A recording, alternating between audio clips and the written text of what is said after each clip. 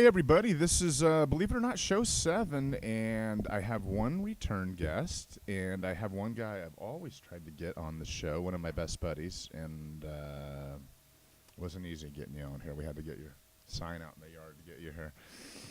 So, Niels Burgess, thanks for coming back. We've came a long way since the paper towel on the...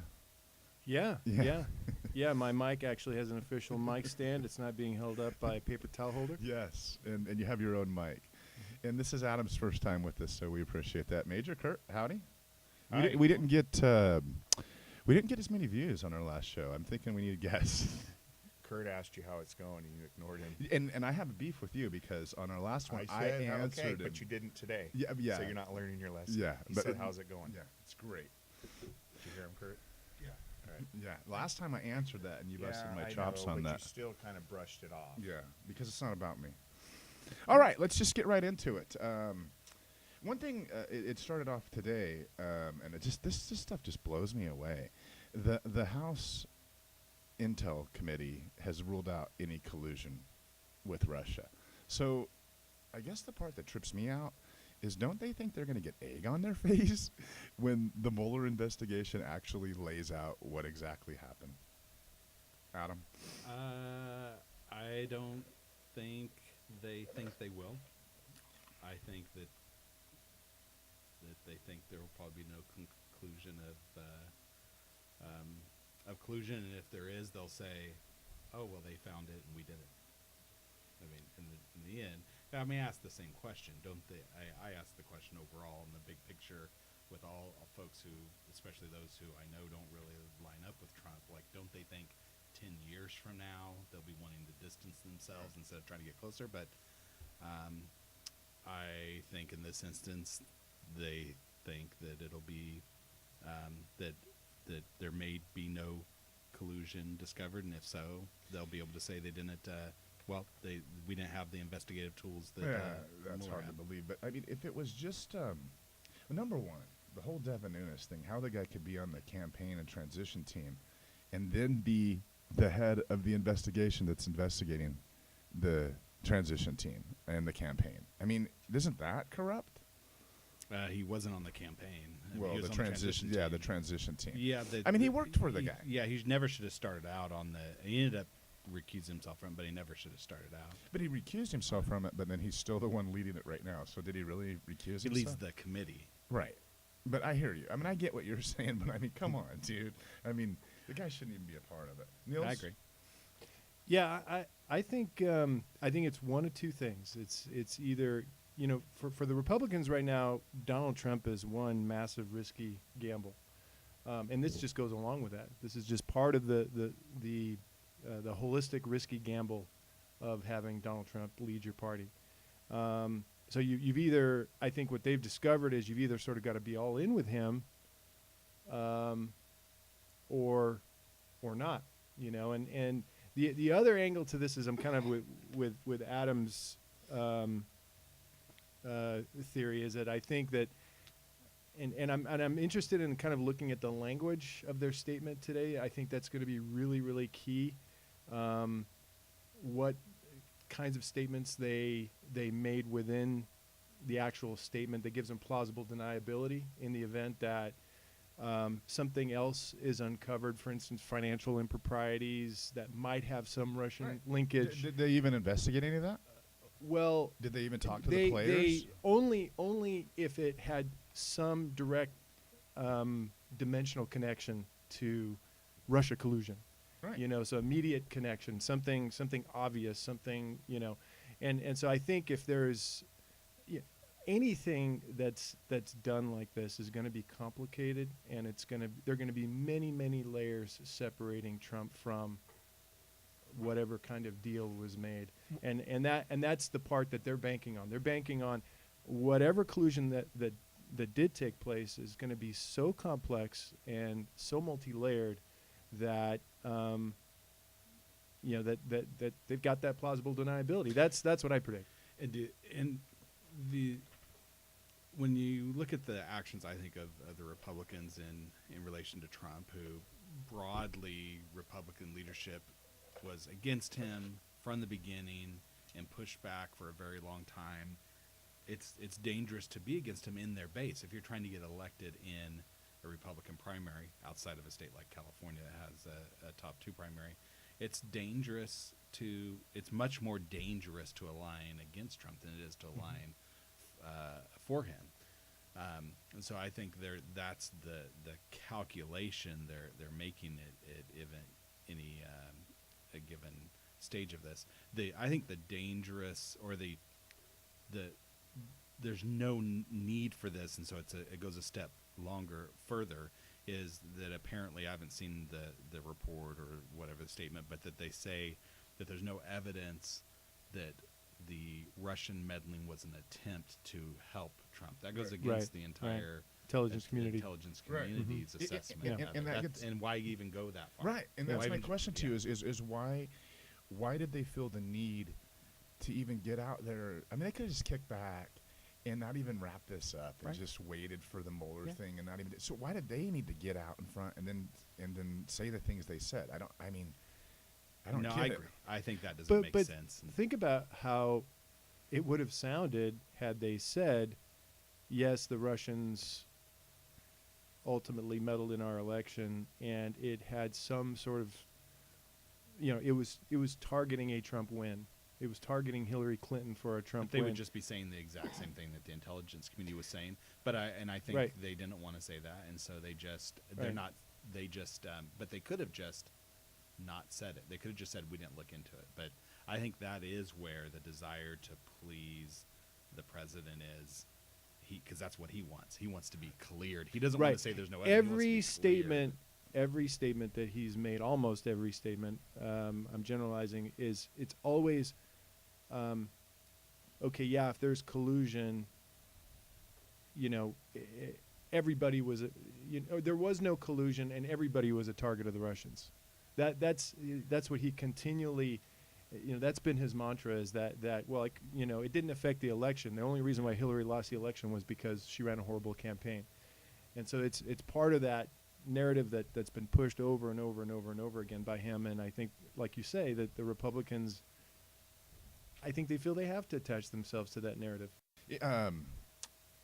For the collusion, number one, I hate that term. I mean, really, it's either a conspiracy or not. Did you conspire to commit crimes? So this is me, and then I'm going to let you guys weigh in on what you think. For me, going into this, I kind of gave the president the benefit of the doubt, like maybe they shielded him. Like maybe he really wasn't the guy and it was some other people, and maybe it never got all the way up to him. That's just kind of what I thought going into it. At this point, it seems like to me he full-on was working with them. Like they got information, they got maybe list of people in the demographics of where they needed to target, because the Russians wouldn't have totally known how to use some of the stuff they got. I really think they conspired together at this point. Do you guys agree or disagree with that? I don't know. I mean, I think, well, certainly when you see, I think some of the things are so kind of blatant that we somehow trip over ourselves if looking for something more hidden. There was an email saying this is part of the Russia's effort to assist Trump in the election, and Trump Jr. says, what do they say, awesome or great or right? Or, the Russians got a hold of him and said, we have dirt on Hillary, and he says, I love it. I love it. I mean, so that's all. I mean, the Russians. And what about you on the conspiracy to collusion? I mean, well, it's funny for me because I'm a student of rhetoric. I love listening closely to rhetoric. And with Trump, there's one thing that he's been very, very consistent with in pushing his rhetoric forward. Number one, he has absolutely no issue with lying, like about just obvious facts. He's got no issue with distorting. He knows he's lying? Yes, yeah. he does, but it's. I think it's irrelevant. I think it's a relativism type of lie. Yeah, it's just the truth is irrelevant to whatever he's saying. Correct, and it's a means justifies the ends type of thing. He looks at it like a real estate deal. If I need to lie in order to make this deal, the deal is the greater good. So any pathway to that deal is, my ethics, my morals don't they're pliable and moldable to whatever is necessary to make that deal. And so he functions in that way. And so when he says there is no collusion, it's as though he's a sales guy, and he's saying it often enough to make himself sound believable. And so I look at that, and then the other thing that I connect to, and I'm really interested in, is the fact that this is a guy who's declared bankruptcy 3 times and had absolutely no bank lending him any money as he tried to rebuild his empire in the late 1990s and early 2000s. It was nobody that no bank would touch him with a 10-foot pole. He had to go to private investors. And what better place to go? And he's got a long history of connections with the mafia here in the U.S. I mean, if you're a real estate guy and you're building buildings, you're going to have connections to the mafia, and you know how that world works. I think it made sense for him in his mind to go to Russia and get money, and I think it made sense in his mind to go back to Russia to get financial support in some way in this effort. I think he looks for an angle, and I think that getting the Russians involved to help manipulate the election in the way that he did made sense to him. And I think he, if he didn't directly set up a plan to do it, he certainly got people involved that gave him the framework or the blueprint to do it. Yeah, I think that's how he works. I think Yeah. he wants some, deniability. Like he basically Some layers. Yeah, he lets them know, like, you can do it. You can do whatever you want. He just wants the results. But like even when yesterday or whatever day it was, Saturday, when he did his rally, and he's up there. It's like, well, I could be presidential, and then he gets all monotone and boring. I'm like, well, did he not watch Obama's speeches? Has he not watched a Reagan speech? Has he not watched a Kennedy speech? When does being presidential mean you don't have charisma or personality? I mean, I don't get why he's like, I can be presidential. See, vote for this guy, blah blah blah. I'm like, dude, most of our presidents, Bill Clinton, I mean, all of them are got a lot of charisma. I don't think there's much to get about Trump. I think Donald Trump is the person we've all seen him to be before ever running for president, and then when we're kind of laughed at the idea, I certainly did, of him running for president, and then how he campaigned, and that's why I'm not really even connected to the collusion or not collusion or any of that. It's his kind of day-to-day behavior that is just who he is. It's the fact that is attractive to so many people. That is what I continue Me too. to be baffled by every day. I wake up every day amazed, and I think it's important to do it, amazed at the idea that he was elected and is our president, and not because of him. He just continues to do everything he does is just very kind of on brand for him. It's that so many people are so excited by that. And I totally agree with you. He would whichever way the wind's blowing, he would tell them whatever they want to hear. Right. The deeper troubling thing to me is that is a large portion of our country that's cool with the lying, that's cool with the cheating, that's cool with the working with Russians, that's cool with the bagging our own media, that's cool with trashing our own FBI and CIA, or calling people names. But I'll say what about that? I mean, just calling people names. How is that okay? Like, even it happens. I mean, we're humans. We call people names, but like, that's his whole brand. He just makes fun of people, and we've turned it over to half our country that thinks that's cool. Like, I mean, I think we've become so tribal. I could honestly picture Donald Trump turning on a dime, being the same personality, but try to go, instead of NRA, line up with Planned Parenthood, and he could switch and become, even today, just as popular with the tribe on the other side, because people like bullies when they're your bully, and rhetorical bullies more than anything. I just think we've become so tribal that you see, Farrakhan's been, there are people, part of the Women's March and other people on the left that can't stand up to Farrakhan because it's too that's somehow seen as like their side.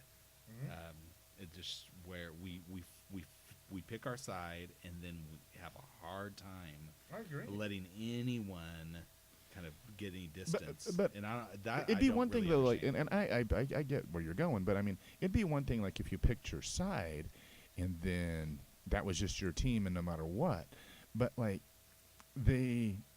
there's no consistency on what their side is. It's like the Russians are our enemy. That's what we think. That's our side. And then when a guy gets in there and says, "No, we love Russia," then their whole side changes. So I don't Yeah. even know what their side is. What's their 'Cause side? that- What well, are they the side rallying beco- behind? It becomes more. It's just the person who embodies and the actual set of ideas just kind of are gone. Yeah, and it just becomes embodied into what. I think to a large extent I agree with what you're saying because I think what you're talking about he's a cult of personality. So we're at whatever direction he wants to go, he easily manipulates his followers because of his rhetorical style.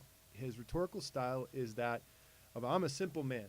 I understand what the simple needs are, and you guys have been screwed all along.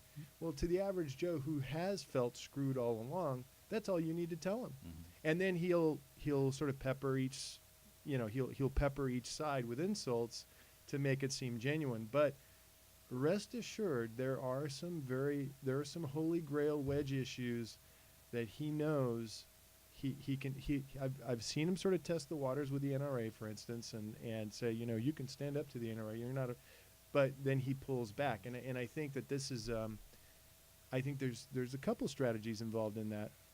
One of them is in the wake of this event, and I don't mean to be stealing your thunder if you planned on transitioning to the event in Florida, but what struck me as interesting about that was he came out. He met first with LaPierre. They had lunch together, and then The head of the NRA. the head of the NRA, and then a few days later Second charge. was in the meeting where he said, "Well, maybe we need to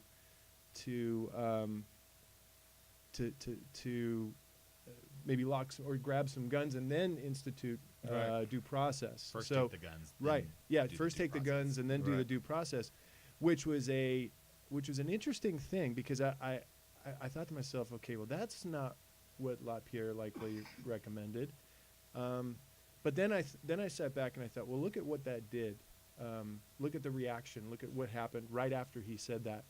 Completely mobilized the pro-gun crowd. Completely. I have a lot of friends that are pro-gun and have had some fun debates with them and that kind of thing. And immediately you saw, if you went on Breitbart and you went on some of these others, a backlash. And some confusion as well. Some confusion and a backlash. And I thought it was actually a very sharp and cynical ploy of Trump to rally the pro-gun crowd, because after Florida, they sat on their hands for a bit, and they weren't as aggressive, particularly on social media and some of these other places. And I think that was a strategy to rally them, because then immediately following that, he came back. I think you give him too much. Yeah, I'm with Adam. well, I can't I give think him. I think he I don't rolls think with he's it. that deep. I I think don't know. you're also getting to the fact that there are some underlying core things he can't buck Right. the system. Right. But it's all the cultural stuff. Right. I mean, you had a Republican Yeah. leadership, essentially the Republicans in Congress, that were really not so hot on the cultural issues, but there was always the energy in their base on the cultural issues. So they Mhm. always kind of used the cultural issues to keep Mhm. their base along. Mhm. They cared about, if you think about Paul Ryan's history, he's cared about low taxes. He's cared about reforming entitlements to get and deficits under control. And that was what he primarily cared about. And you kind of roll with where your base is on the cultural issues. Well, now the cultural issues are the only thing. Mhm. Yeah. And they have a leader now that doesn't care one bit. He got the low taxes, but that's fine because low taxes and keep spending a bunch. Mhm. Never touch entitlements. It's exactly what I predicted going in. I didn't think they would make cuts to spending. I thought they'd lower taxes and spend a lot of money and Yeah. Which has and been the never pattern. deal with And- entitlements. and- But the cultural stuff, you're right. You can never touch. I don't think he cares about Yeah. guns. I don't think he Yeah. cares about No. abortion issues. But he will never. He'll bumble through stuff because he doesn't care about it. Right. But he'll get straight with it because that's what the base He'll be made really straight does care with it, about. yeah. He can't buck that part of it. I think you're right, and I agree with what you're saying in terms of the when it comes to, if you think about in 2010 midterm elections after Obama came in and the vote came through on Obamacare and that essentially created the Tea Party movement. All of a sudden conservatism had sort of rebooted itself in this image of a Rand Paul and Paul Ryan and that kind of thing, where they're like, no, we're about taxed enough already, and we need to lower the deficits, and we're mortgaging our kids' futures and things like that. When a Democratic president was in office, and all of that. I mean, it's not that long ago. Right. Yeah. Think about how passionate the Tea Party movement was, and it wasn't about. And this is one of the things that they espoused was it's not about a cultural movement. It's not about cultural wedge issues. I mean, underlying it was a lot. There was definitely a nexus of those. Yeah, it was about spending. But it was about spending. Period.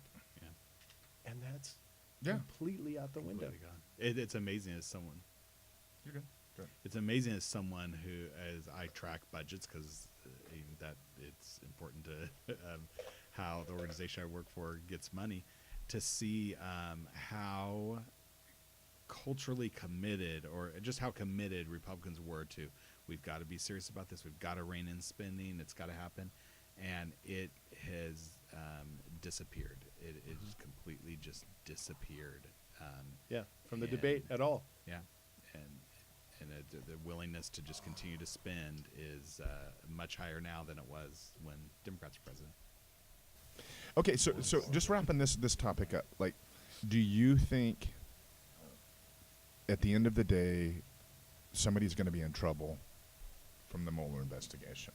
I mean, obviously somebody's already in trouble, they're already indicted and stuff, but it seems apparent to me that if you are letting go the campaign manager, trying to let him go and trying to get him to work with you, and the national security advisor was lying and they've got him and indicted him, but they're letting him work with him. I mean, I used to be in law enforcement, and I mean, you don't cooperate with those people unless they give you a bigger fish. There's not many bigger fish out there than the head of the NSA and the campaign manager for the Trump thing. I mean, so I guess my question to you is, like, do you think there'll be a definitive, like Mueller says, bam, here it is, or is it going to just still be muddy? I don't. I think there will be something more. Not that I don't know if it'll be the stark where everyone just aligns behind it. But I'll also say I hope there isn't. I mean, I hope less occurred than more occurred, and because I don't think in general I think Donald Trump is who he is. He was elected. I like solving things through elections. I don't like lowering the bar in terms of an eagerness to get someone you want out of office to try to slap on some issue. I think largely elections should be the way it's handled, and it should be pretty extraordinary to have a non-election way of handling something. Even, I would say, even if someone was guilty of obstruction of justice and all that thing, I'm pretty convinced by the idea of that for most things, conviction of especially an elected, someone like president, for it to wait until have people choose to not elect the next time. But I expect something to be an in-between where it seems like always where some folks say, aha, see, I knew this was going on, and others say, see, it was a big nothing, which is kind of like how it's progressed thus far. I expect it to come out something like that, except for the officials already. It's ridiculous to say it's a big nothing burger. There are people. But I hear that all the time. I mean, from have, people that say if they had something, then they would have got them already. And I'm like, dude, they've indicted all of these people. Like, all of these people could be locked up for years and years and years. I mean, like, if President Obama's national security advisor and campaign manager had and the number of people involved had pled guilty or were up for the number Right. of counts involving. I can't even kind of fathom what would occur. And then there was a porn star that their buddy had paid off. I really can't even. I can't even picture the world of what would occur at that moment. Right. That's because Obama was a lightweight. Or without porn. You know, I you know, Jason, I'm used to you bringing people on board here that I would totally disagree with. Yeah. But you know, just about everything Adam said, I'm 100% in alignment with, and I'll even go a step further and say that I would be absolutely relieved if Donald Trump had no connection, no nefarious, you know, I if agree. the That's the best outcome. if the Mueller investigation came back and basically said, you know, yeah, we found some outlying, you know, shenanigans and things like that, but Trump really wasn't connected to it. He's clean as a whistle on this Right. one. Honestly, as goofy as I think the guy is, I can't think of a better outcome for the country. Right.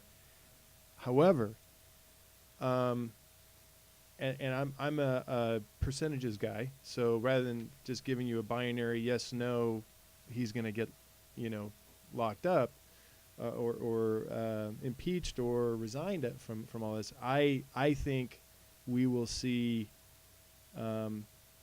if not by the end of this term or before the end of this term, into the middle of the next term, a President Pence.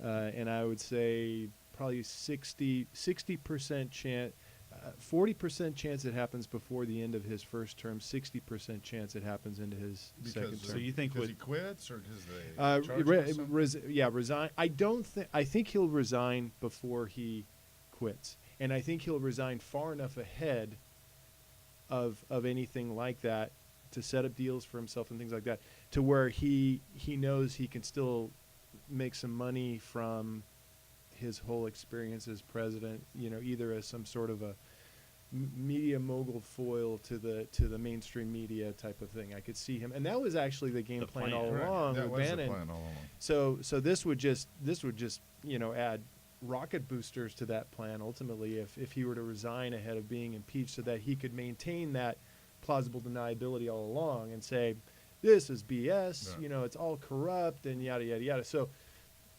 I think the best outcome, honestly, the best outcome is that Mueller comes back and says there's nothing there, and then we can just get back to arguing about the merits of his governance. Do you, Nils?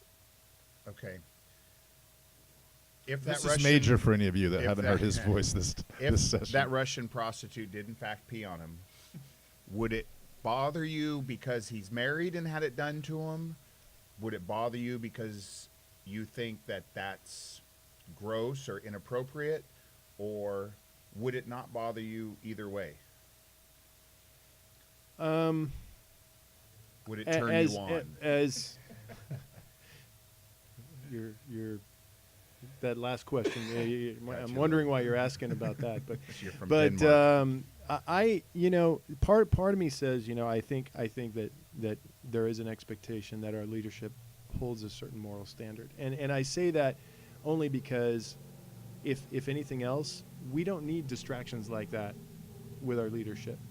I would say the same if it was a CEO. I would say the same if it was you know, somebody in some sort of a position where they don't need a lot of distractions, nor do the people who work for them and need to be motivated, inspired to work for them. So I think from a leadership standpoint, I do have problems with that. He wasn't I'm not talking about when he became president. That's why just he the act- adjusted and said, "Or CEO." He caught himself on that one. Right. No, but any kind of leadership position, No morally, kinky sex for leader. morally, what a guy does behind closed doors is up to him, and I think that's not the part I'm judging. I'm judging the fact that he's in a public position now, that is his background, and that distraction. You don't pee on chicks if you're not in those positions.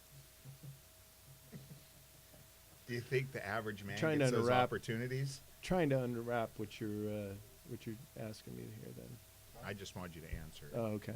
Okay. Are you Did I feeling- answer? Are you feeling? No. Are you feeling Oh. tingly? Okay, the next topic. I mean, Major, you've been quiet. This we're going to get you in here.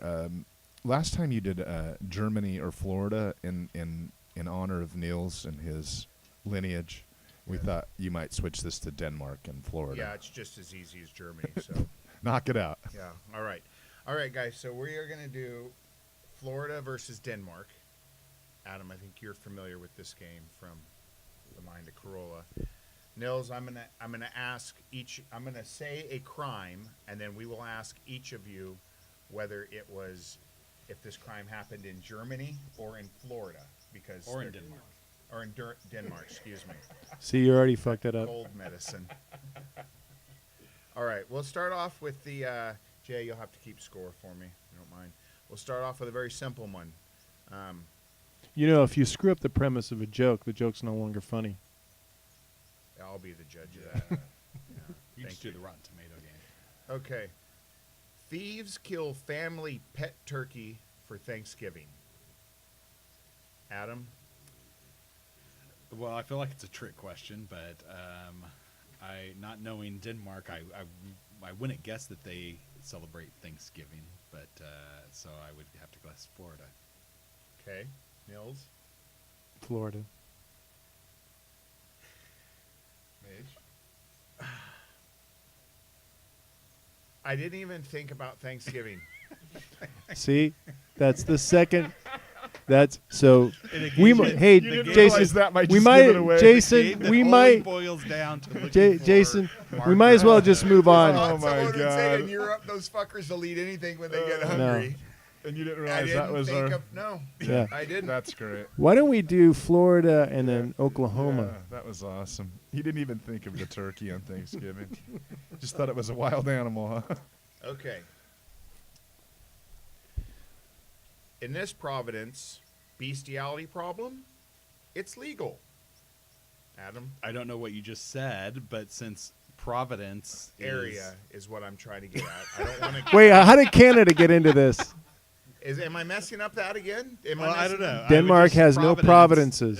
well, I'm And still neither gonna does guess- neither Florida. does- I'm gonna Florida guess has not counties. Florida. So I'll guess Neither. Denmark. I'm going to say neither because Denmark doesn't have providences. Okay. If they did, Then they'd be Canada. Canada's not an option. I think Well, he neither saw is a another Providence. word that was kind of like Providence, and he couldn't say Providence. I mean, he couldn't say the other word because he's afraid to give it away, and he couldn't say I'm county, doing so he everything just I named- can to derail this joke. Okay, so I think Major is too. yeah. Yeah. What's So the I'm answer, just saying- Major? But I'm saying Denmark. I guess Denmark. You have to guess one. He guessed Canada. Denmark. correct. Yeah, You you're. can screw animals in Denmark still. So give me the where Providence came in. Well, what's the definition of Providence? I just assumed you used it as a. You didn't want to say country It's the or same state, as like you were a just saying an county or a area. Yes, state. I wanted to say area, but Right. if I said county, Would right, you give it call that way. Would you call California Providence? No, but I would think that we have providences, which are called counties, is what I You're would s- think. You're saying a generic term For and then- area. For an area. This area's laws. Like Quebec. Yeah. Or Saskatchewan? Getting real tired of this. Okay. This man was acquitted by the courts in his region for sex assaults because he was a sleep sufferer of sexomania. Now, when you say region, like southwestern United States Sexomnia. or Sexomnia. or Scandinavia as a could just- region, You didn't even have to say. You could just say by the courts. Why would you even need to say this region or this? Because Wow, these guys I'm are. drunk These enough guys are at on this you, point man. where I have to read verbatim what I'm looking So at, much and for then this I game. cut out You the can't- word. And I got it. you understand? It is a complex game. hey, here's a suggestion: place. A This place place. man was acquitted of sex assaults because he was asleep. He suffers from sexomnia. What is sexomnia? Having it's sex when you you're commit asleep. Sex within your sleep, but aren't aware of your actions. On other people? Yes. And how do you do that? You like sleepwalking? You assault them. While you're sleepwalking. But you're sleepwalking. Well, yeah. you're asleep sexually assaulting. Wow. I've Like- never even heard of that. And that's sexomania. Sexomnian. Wow. Okay. So there's like 2 people in the world that suffer Sexomnia. from that. Maybe. And where do they so what's live, your Mills? guess? Where do they What live, courts Mills? were they in? Court? See, in Denmark, they don't have Well, what they was this call a federal court because system. there's a federal court system within states too, so it doesn't have to. What's your guess? Yeah, I'm can you gonna straighten start that up? ruining all your good points. Yeah, these guys are hard. Okay, so a guy was convicted of sexomnia. Is that what you're saying? I'm going to say Florida. He was acquitted. Yeah, Or he was acquitted, I'm sorry. Does that Yeah. change your? Does Yeah, that sure. change your- No. I'm going to say Yeah. the fact that a guy existed that I'm was gonna- engaged in that, Florida. I'm gonna say Florida as well. Good. You're both wrong. Good. Danish man acquitted of sex assaults because he was asleep, suffers from sexomnia. That's a All good right. one. I'm going to remember that. Thank Okay, you. all right. Any more? There are more, but these guys have kind of ruined my. I hear you, man. They were I'll just save hard. them for the Mission- podcast. We They're tried- like this- that's- Mission They accomplished. actually get the gift cards we give for prizes. Yeah, typically, so- exactly. But that's the game. Or The whole maybe game is trying to look choose- for cultural clues within the Well, language that can. That's help part you. of it. And when I said he was acquitted for sex crimes, I could have swore he'd say Denmark, because Yeah, sex there is are never a well, crime in no, yeah, Denmark. Yeah, but that's where it confused him. It's like, Do you why would know- you even be on trial? Listen, this is what I learned when I was in Copenhagen. I was talking to someone about their lax laws on sexuality, and as little kids, they're brought up like here when we say, don't, put your privates away, or did he touch your privates, or don't touch your private. In I've heard Denmark, this they're- joke since I was 16. In Denmark, they're called publics. Just to kind of give you an example of a country that acquits you for sexomnia. Okay, next topic. Stormy Daniels. Somebody tell me why it's relevant. I mean, all presidents have had affairs and they cheat. So what about this one is different than other ones? I don't know. She seemed on paper like a typical porn star. And Niels texted me, goes, dude, you've got to put this into the search engine. And I was like, whatever. I mean, I saw one or two out of curiosity. But it was another level. And I think that's what's ultimately going to really make this story blow up. Niels? What's different about it? Is it relevant? Does it matter with all the stuff going on? I mean, I don't know. As with all things, like it was with Monica Lewinsky, it's about the cover up, right? One of the things that I do find a little bit interesting about this is there was some discussion, some rumoring about perhaps some paternity results that were said to be some of the things that she couldn't talk about. No, so there was talk that at some point, it would be interesting. Not saying it would be a good thing, but it would be interesting if ultimately Trump had perhaps asked her to have an abortion. That was something that I'd read a little bit about, that folks had said if there was some kind of a paternity incident involved, they had run protected sex, and then we get back to the different keep out zones from a cultural wedge issue standpoint. That would definitely be one of them. I mean, I hear you, and you think it would, but Yeah. why would that wouldn't be? Well, think of it this way: that would be something that Trump would never want revealed. Oh no, I To agree the with public. you, And but so one of the other things that's been called into question is Cohen, his attorney.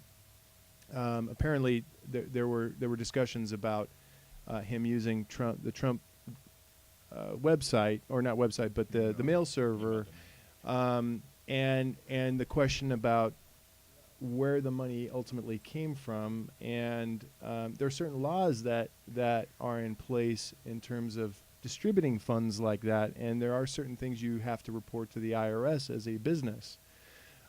So could the Mueller investigation expand to something like that? Could Donald Trump at some point end up on a grand jury and be asked if he had sex with that woman?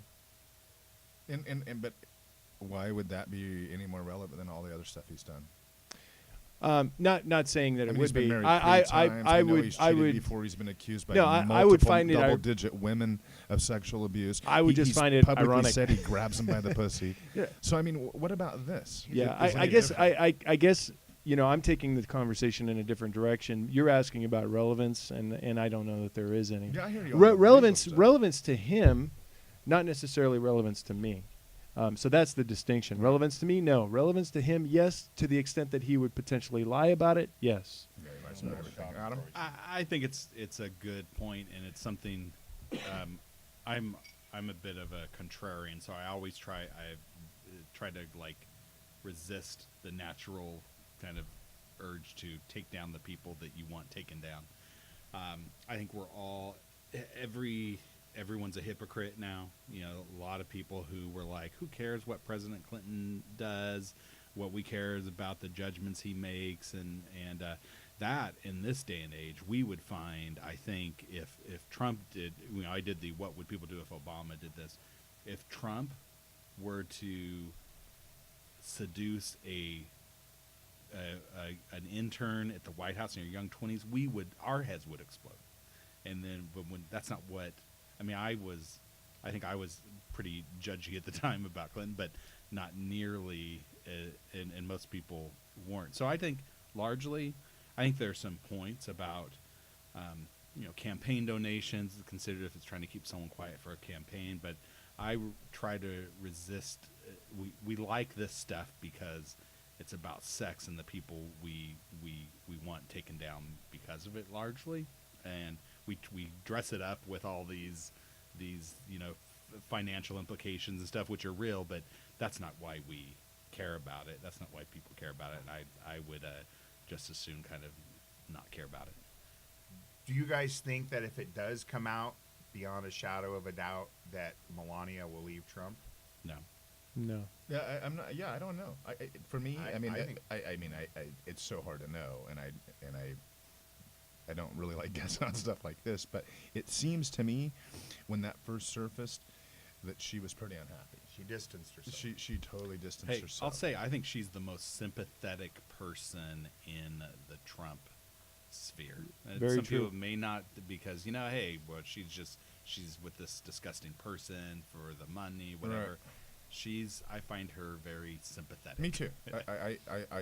I went into the Trump presidency giving him the benefit of the doubt, even though I didn't want him, and kind of already just kind of didn't like her because I knew she married for money, and then she bred, which, married for money is one thing, breeding is another thing. And so my default setting was to give him the benefit of the doubt, and already kind of had negative ideas about her, and that's just totally switched. I think she might. I think she'd leave him. Yeah. She'd have to do the opposite of Hillary. Yeah, I think But she I might. also think she would be. She's not in this for political. But how gain. does she not know? Yeah, she's not part. I don't Well, think she she's part of that knows. calculus. She knows. Like a lot of entertainment wives. That's what I'm know, saying. I mean, she already but knows. You said proven it's beyond a doubt. But well, I mean, like if they come out with the the stuff. Yeah, maybe videos or pictures, Of- which they yeah. claim she has. Who knows for Yeah. sure? So I think she'd leave him. I feel really I feel sorry for her because I think, regardless of whether or not there's any truth to it,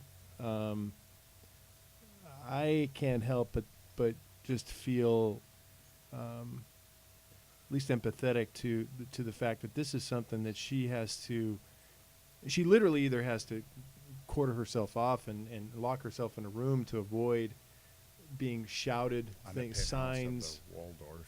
Yeah, I don't feel Um, sorry for her. She knew what she got in for. She knew the guy was The a gate cheater. swung. I mean, the way he must have dealt with her and approached her from the very beginning. I mean, Well, I mean, unless the guy, the guy is a narcissistic charmer. I don't know. I mean, I think do a lot of women that are abused in that way, do they know what they're getting themselves into? Well, and you say about beyond a doubt. I mean, they have the you paid her off. they have the tape Right. of when they were married. Him talking to Billy Bush, Right. the entertainment thing. Right. That's about what he does. I mean, that's Well, his defense would be that was before, a Right. long time ago. And this that this was, might no, be that was right after they were married. And that's not locker room Right. talk.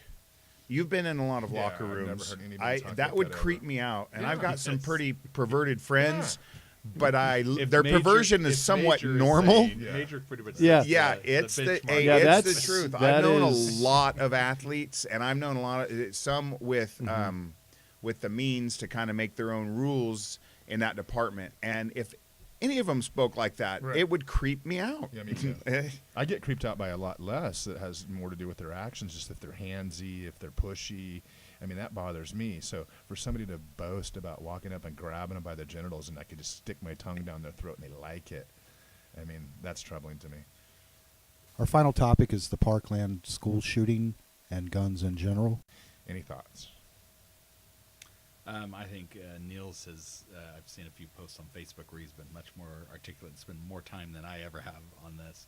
I think it's probably the one where oddly, 'cause I don't see it as natural. The cultural divide is the deepest.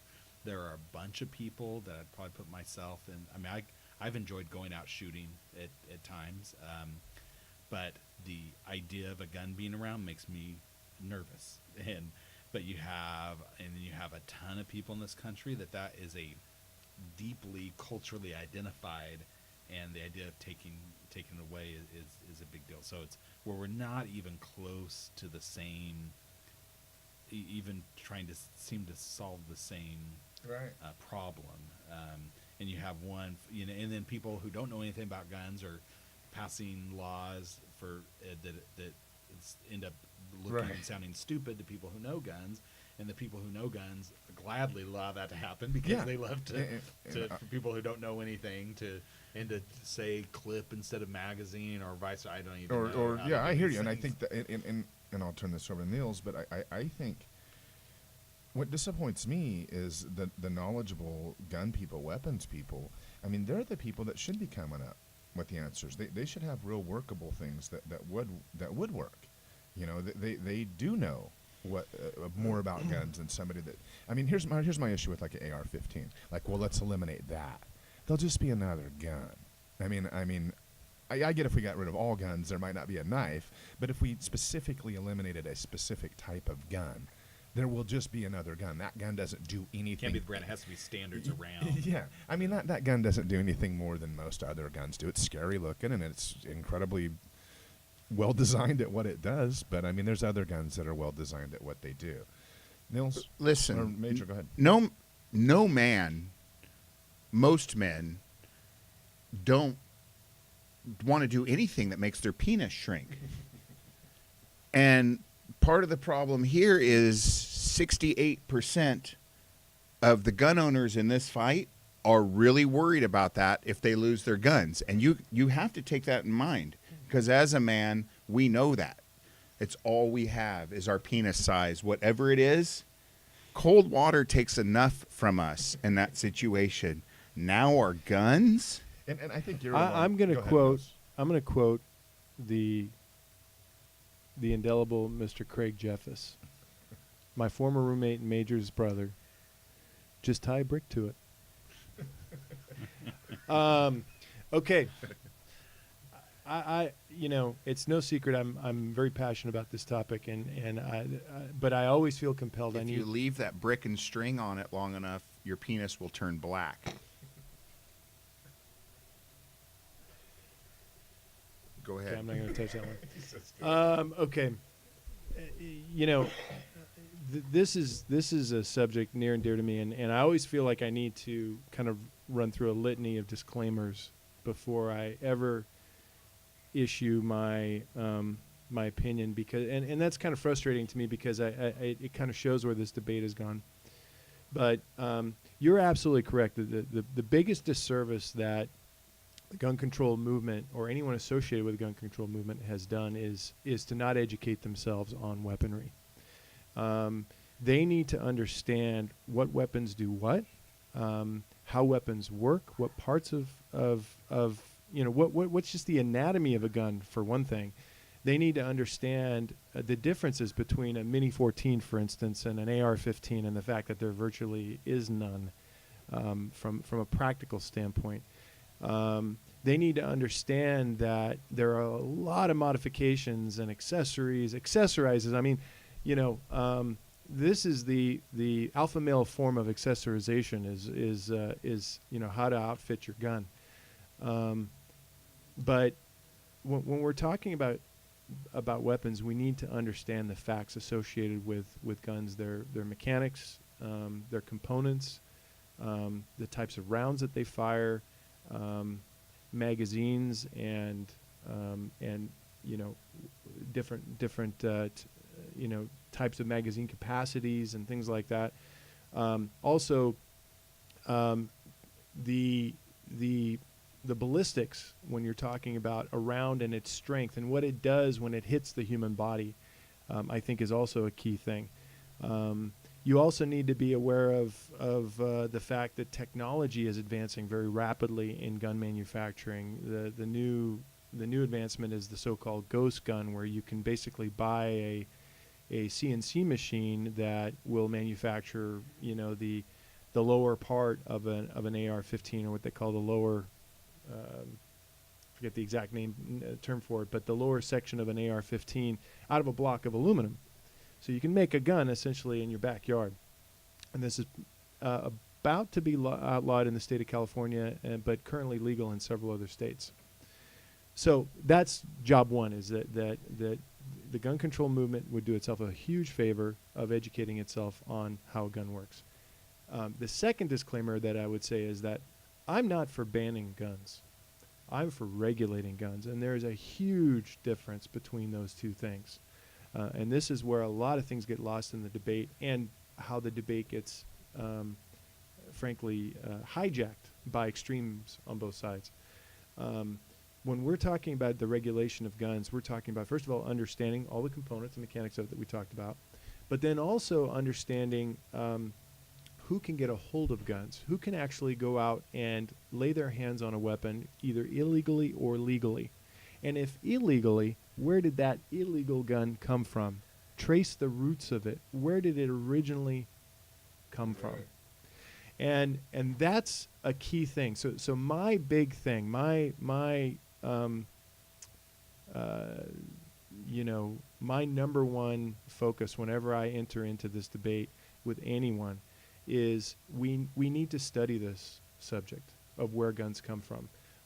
One of the things that thankfully has been reignited in this debate recently is a thing called the Dickey Amendment. And I don't know if you guys are familiar with the Dickey Amendment. It was a congressman on an omnibus bill in 1996. It's got a long, boring history that basically banned the CDC from investigating anything Dickey. related to in research. research to gun crime. So in other words, we could no longer research gun crime and gun death the way that we would research slip and falls, for instance, or the way that we would research car accidents, or the way that we would research smoking or anything else.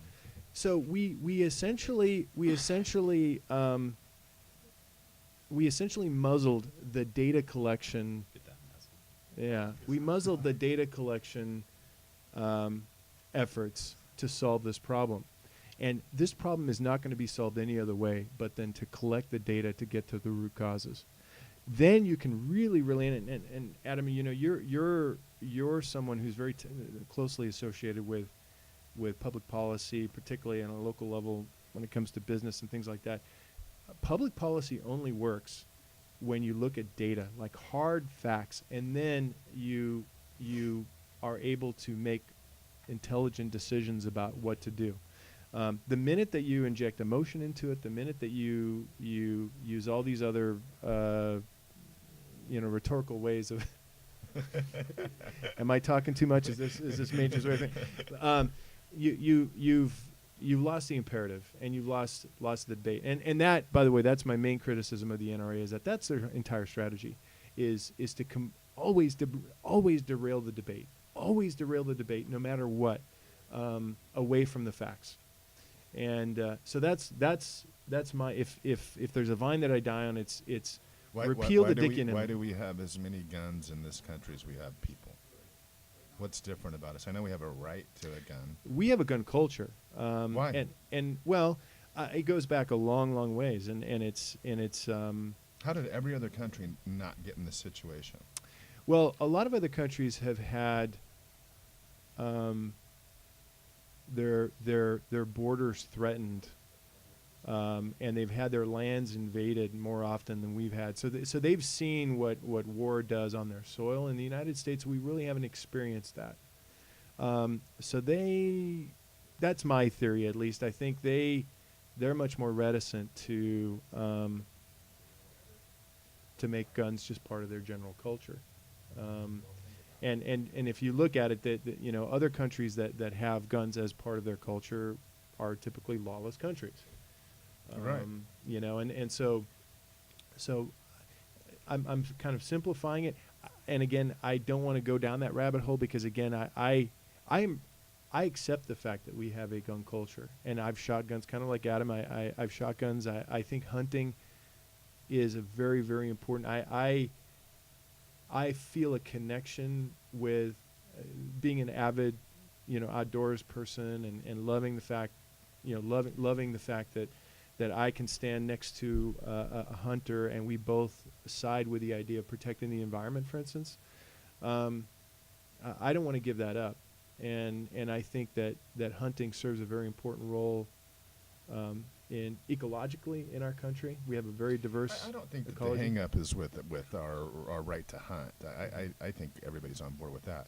It really gets down to our right to defend ourselves, and that's more recently what we've had to deal with in the courts with Scalia and their decision, you know, not too long ago. But saying that it hasn't even been the right to defend. It's the right in the Second Amendment of the Constitution to just have a gun for whatever, you know, and it's meant for, it was put in there for different reasons. But and to me, conservatives or folks who are more pro-gun have won the cultural debate in a way that largely pro-choice has won the cultural debate, in meaning very close and an uneasy win around abortion, but enough that it has held sway, and they've held it by saying, you know, you don't see people that say, there are a few people that say, look, we need to reframe this. This doesn't need to be, guns should be legal, but it shouldn't be constitutionally allowed. We should pull out that amendment, and we should then set up laws that aren't encumbered by that. That makes sense to a lot of people. That is not flying. And Right. so that shows where and I don't think we need to do anything, change the amendments or even change the wording. It's just like we have to define what a right is. I have the right to vote if I don't have a felony, if I don't do this. I have a right to drive a car. If, oh no, those are privileges. No, you have rights to do things in this country. You have the right to pursue all kinds of things. So, but I think that the key is the right. The right just doesn't mean at all cost you get a gun no matter what. We can do a lot here. The Supreme Court over the course of several decades has given lawmakers a lot of latitude here, and has given states a lot of latitude in making some real rational decisions with respect to the Second And Amendment. states have taken, there's nothing, California is more, and this is where we kind of lose sight of it, is say the next school shooting was in California. People at the federal level would dream to have restrictions at the level that California has it. I mean, there's nothing being proposed is at the level of California. Other more liberal states have it. So and certainly at the federal level, there's no lack of ideas about where they could make restrictions. But this is the thing that frustrates me, though, because you know you're talking about this. This would be very similar to the abortion debate from the standpoint that this is not a problem that we can control on a state level. This isn't a We problem. need help from God. Yes, you know. So should states not be able to? Well, pass when you legislation? look, Providences should. When you look,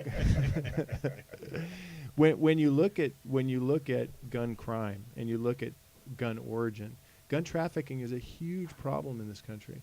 So when you look at states, for instance, that have very lax gun laws when it comes to background checks, where you can do private party purchases, you can go to armslist.com and buy whatever you want in the state of Virginia in a parking lot somewhere without any background check, and then you know simply simply drive up to D.C. or Baltimore and commit a crime, it makes any of those laws in those areas a complete waste of time. So when you're talking about gun laws, it really effectively has to be on a federal level.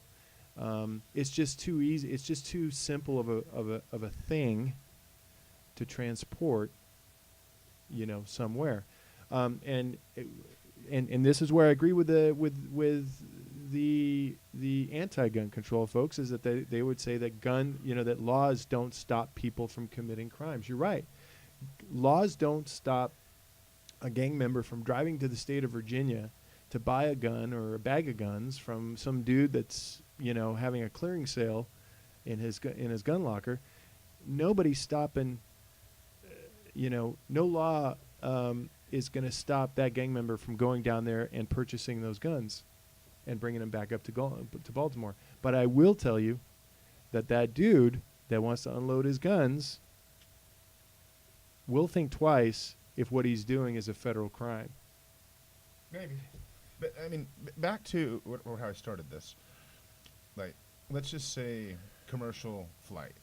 It's been, over a decade since we've had an accident and anybody's died in a commercial airplane? Mhm. Okay. So if I was to say, will we have another airplane crash in this country and people die? All of you would start off and say yes. But it's been over 10 years. So we're doing something. So here's a huge piece of metal that takes hundreds of people and flies in the sky, Big can. which is amazing. And we've gone over a decade without anybody dying.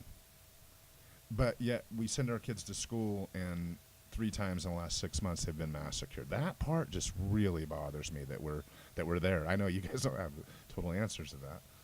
And a couple things. First of all, I do agree with the idea that the strangling the funding for research has led this kind of this this desert of data that can be kind of a common ground where anyone can kind of see the same things the same way. And if you don't have figures that you can kind of see things the same way, and I think there's a lot of I think gun control people overstate the number of mass shootings or school shootings. I think we confuse ourselves, because when we say gun deaths, by far the largest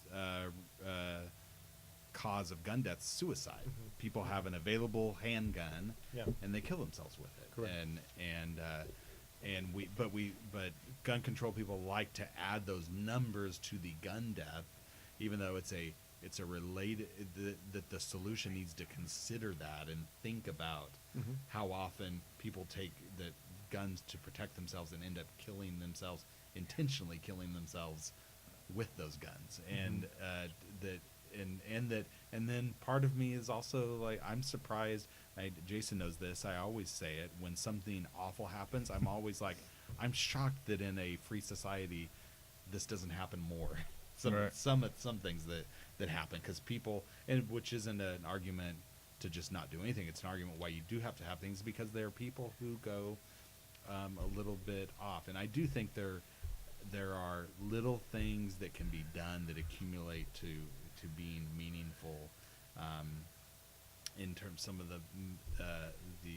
I actually come from a point of view that I think if you really did have to, just like if Jason sells me a car, I've got to go down the DMV, Right. and It's crazy the if that's not the government way it gets is. involved with every transaction, and that is And the deeply, NRA's made that not the way it culturally, is. that is a non-sustain. Right. That is Well, that's a- just that the that NRA shouldn't says there controlled. might be 5 to 10 million AR-15s out there. We just don't know, because if we had a list of where they are. Meanwhile, before pot was legal here in California, if you wanted to get a note from your doctor or permission from your doctor, they would know exactly how many plants you had.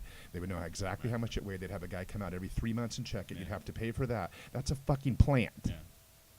But a gun, we might have 5 to 10 million of this one type. We don't know. And that's Yeah. crazy. Anything else, Nils? Well, yeah, I guess There's always something else with Niels. yeah. Go ahead, On Niels. this topic, I get what Adam is saying, and I agree that Thank you, Adam. I don't think Thank he you. agrees. I think No, that's no, something that- I do, from the standpoint that in a free society, yeah, you could say we're surprised it doesn't happen more often, but what I get troubled with is, and what's not in that data is the residual effect. It's the impact on, for instance, in a school shooting, it's the impact on students. It's the distraction for them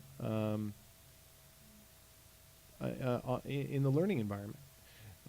It's the idea that the one place that should be safe for them, other than their own home, is potentially not, and they're routinely reminded of that through active shooter drills. Today, Redwood was locked Redwood down for my so- son was locked down. In So the first so period it, for a it period of has the time. effect of a terroristic act, Right. and we know that terroristic acts, while statistically, small in comparison to other things, has a huge effect on our culture, and by design.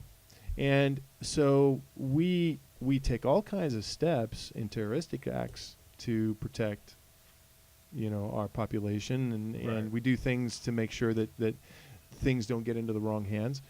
But in these events, I don't know. I scratch my head. I'm kind of like you. I'm like, we have just Boring, Adam. we've just accepted the fact that this is going to happen again. Yeah, that's and what's crazy. and I don't find that acceptable. Me either. I do think we have to accept that it will happen again no matter what we do, because if you successfully pass legislation and then it happens more rarely, you want it to be more rare. Of course. Then we'll be like, well, that was a complete failure because Right. it happened again. It'll happen again, but Right. to accept that there's back nothing, to the plane wreck. but to accept that There'll there's be one nothing again. we can do. But it's Right. been 10 years since the is- planes went Right. down. It's the opposite. It's It'd be to- nice to go 10 years before another one. Let's put Yeah, it that there's way. a good Right, chance yeah. of that. I think the more I watch shows on social dissidence and you look at the uprisings of almost every 2 or 3 decades, you would think the people were like, we're going to hell in a handbasket. It's only going to get worse from here. And you look at the Ohio clock tower shooting. You're watching that and thinking, now they're going to be up in every clock tower. It's going to happen. Things calm down, I think, in societies. I think we'll get there again, and then it'll resurface. But I do agree, there are things we can do to make. I don't believe Absolutely. the idea that these are people that don't follow the law. There's no laws you create. Well, that negates the idea of ever passing laws. Right. And that's just ridiculous. And there are things you can do. And I think you've run through some common sense things in some Facebook posts, and then the folly of having the idea of the folly of arming teachers. You had a great post that kind of broke down the cost and both fiscal and societal cost of doing that. All right, we've gone a little overboard. I almost canceled this today. I was under the weather, and Adam didn't join us till last second, so big thanks to Adam for showing up at the last second. Huge thanks for Niels for coming back again. Kurt, always. Brian didn't say anything. Big thanks to him. And I'm going to leave the final word to Major. Niels, D2. Adam, province, noun. Providence. area- Province or Providence? Providence is what you said. Providence. Okay, then what's the definition of providence? I don't know. You were just No, going to read ju- it's the definition of It's a province school, for some isn't it? reason. That's a city in Rhode Island. Okay. Nils, what's the definition of providence? Providence is like faithful. Put Yes. your phone down. Yes. But there are two meanings of providence. Was that your last word? These guys turn No, you up on keep your last going. word even, man. God damn it. Thanks, everybody. Cut that and let's go to a national anthem. We both just shove. I noticed it, but it's not that he just slurred.